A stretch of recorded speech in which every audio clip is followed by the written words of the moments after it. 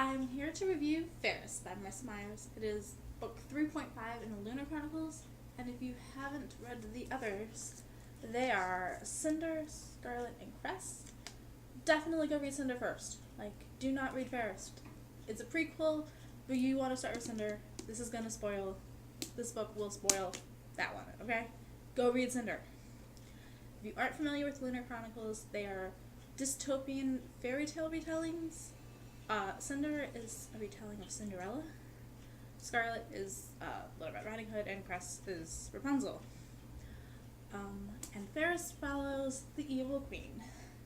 It's a futuristic society, and we have a colony on the moon, Lunar colony, and somehow the Lunars have evolved more than humans have, and they've gained this gift where they can manipulate people and get inside their brain and make them do whatever they want them to do. They also have this gift called a glamour. A glamour is kind of like putting on a costume sort of thing, kind of like walking around with a hologram all the time, so that people see you however you want them to see you.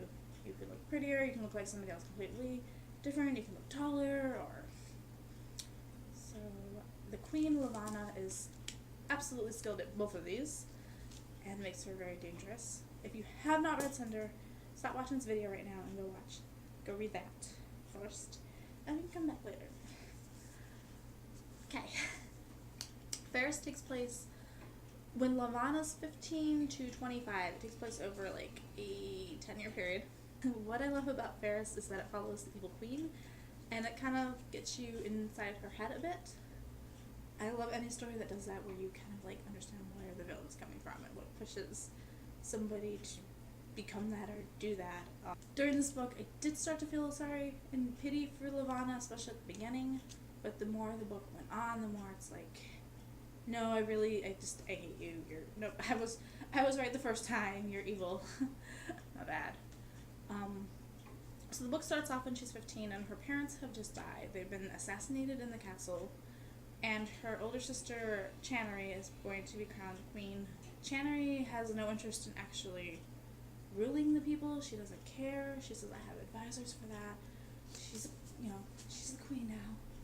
She's supposed to look pretty and adorable and flirt with all these men. Lavanna totally is interested in running the country.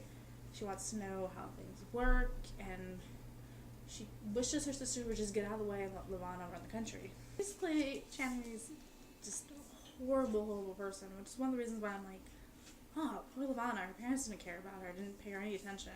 She has this older sister that's constantly begging on her.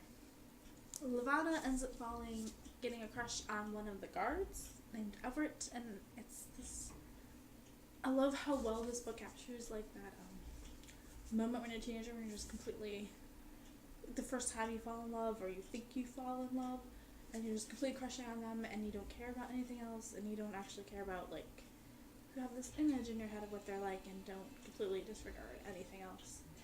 That is happening, and it also explores how dangerous that can be when you are a princess and have the means to get whatever you want also.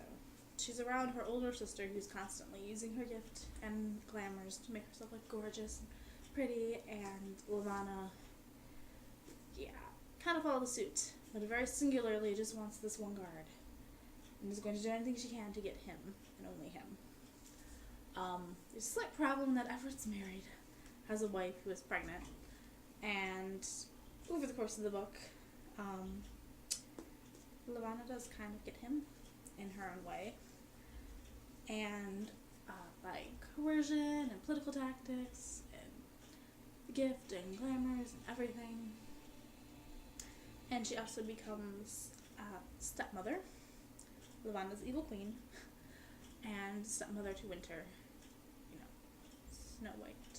The older Lavanna gets, the more ruthless she seems to get, and more she just loses it. Everett is kind of the only friend she has, and so I kind of feel sorry for her. She doesn't have anybody else.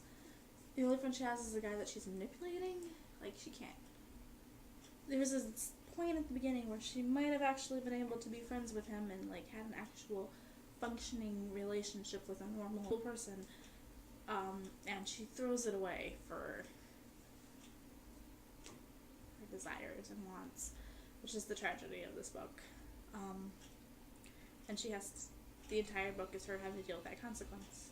See the beginnings of all these books. It explains the plague that happens in Cinder, the political tactics behind it, and the wolfmen within Cress. It also explains why Levana is so scarred. Levana wears a glamour for a reason, and it's because she has been brutally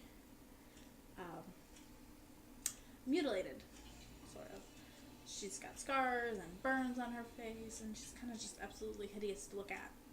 So she has been wearing this glamour since she was a kid. Nobody actually ever sees her real face. And also having to work around how glamours function, like they can't be telecasted, which is why she wears the veil in Cinder, and we see all these elements kind of pull together.